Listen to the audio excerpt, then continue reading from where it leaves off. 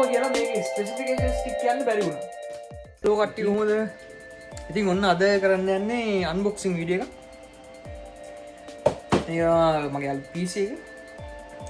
අද අරන් ආවා ගිහලා මොනිටරේ. එහෙනම් අපි අන්බොක්ස් කරලා බලමු.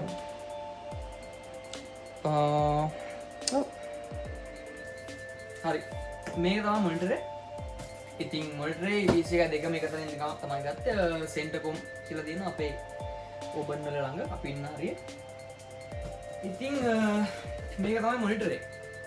මේක ඇවිල්ලා 27 inch Acer ඒ මොනිටරයක්. ඉතින් ගන්න ඕනෙකම තිබ්බේ කර්ව්ඩ් මොනිටරයක්. හැබැයි එතන හිටපු එක්කන රෙකමන්ඩ් කරේ මේක ගන්න. මේක හොඳයි කියලා. ඉතින් ඒ නිසා ඒක අරන් ආවා. එතකොට මේක තමයි PC එක. ඒක නම් පොඩ්ඩක් බරයි. මේකට වුණා ඩොලර් 1500 ගණන්. almost 1600. එතකොට ඒක බලපුවාම අපි මම හිතන්නේ ලක්ෂ 3කට ලං වෙන්න වගේ ලංකාවේ සල්ලි වලින්. හරි එහෙනම් අපි අන්බොක්ස් කරලා බලමු.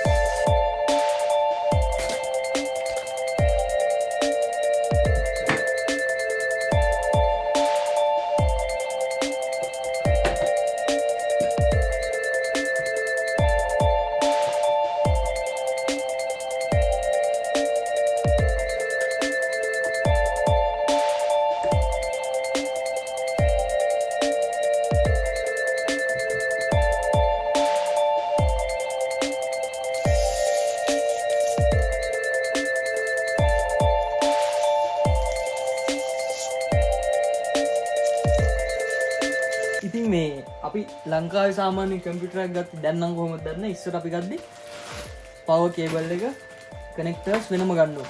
ඉතින් මෙහි අපි ගත්තේ කනෙක්ටර්ස් දෙකක් ෆ්‍රී දීලා තිබ්බා. පවර් කේබල් එකක් ෆ්‍රී මොනිටර් එකට. CPU එකට කොහොමද දන්නේ නැහැ. ඉතින් එහෙම තමයි. මේකට අපිට ෆ්‍රී හම්බුණා.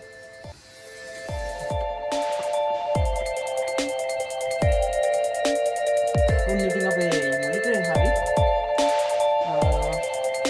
දැන් අපි මේක අන්බොක්ස් කරමු.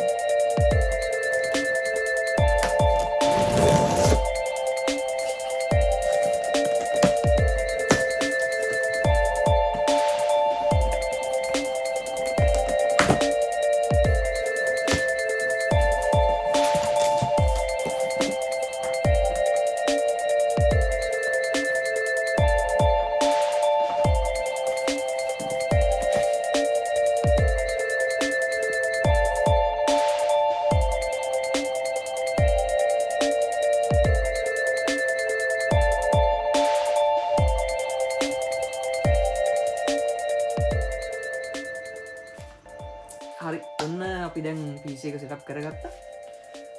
මෙතනින් තියාගත්ත CPU එක මොනිටරේ. ඊට පස්සේ මගේ මේක ලැප් එක තියෙනවා මෙතන. ඒකත් මම තියාගත්තා. කීබෝඩ් එක මවුස් එක ඒක මං ගාව දැනට තිබ්බ එක තමයි ගත්තේ. ඉතින් පස්සේ පොඩි අප්ඩේට් වලට යද්දි ඒක වෙනස් වෙයි. එහෙනම් අපි ලයිට්ස් ටික එහෙම ඔෆ් කරලා PC එක ඔන් කරලා බලමු කොහොමද කියලා. Okay, now I'm gonna have it.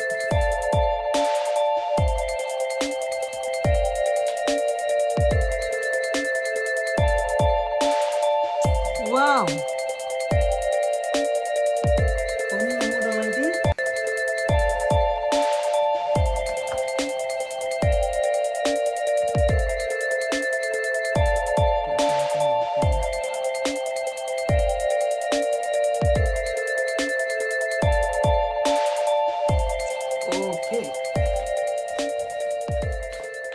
ඉතිං ඔහොම තමයි සිතප් එක.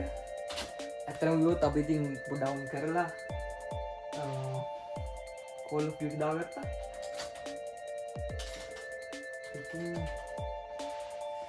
ඔන්න විදිහට තමයි තියෙන්නේ. එහෙම තමා ඉස්සරහට අපි බලමු. මගේ අදහසක් තියෙනවා ලයිව් ස්ට්‍රීම් කරන්න ගේම් ප්ලේස් ලයිව් ස්ට්‍රීම් කරන්න සෙටප් එක හදාගන්න එක ගේම් ප්ලේස් එකෙන් පොඩ්ඩක් අරන් ඉන්න පොඩි අදහසක් තියෙනවා. ඉතින් එහෙම තමා. එහෙනම් අපි ගේම් ප්ලේ එකකින් හරි ලයිව් ස්ට්‍රීම් එකකින් හරි හම්බෙමු.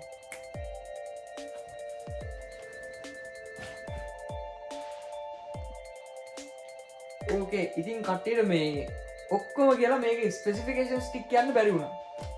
ඉතින් මේ දැන් ඒක තමයි බලන්න යන්නේ. මේක ඇවිල්ලා Core i5 Intel i5 14th gen එක 14th generation.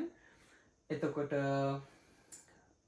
RAM එක 32GB කියන්නේ 16GB GeForce RAM දෙකක් ගහලා තියෙනවා. ඊට පස්සේ Gigabyte SSD එකක් තියෙනවා 1TB 1TB and video graphic card එක MSI GeForce RTX 4060 8GB.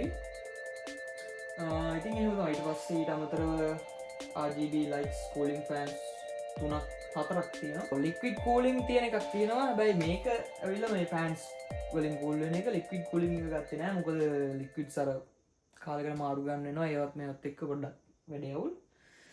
ඉතින් ඔහොම තමයි ස්පෙසිෆිකේෂන්ස් ටික. ඔව්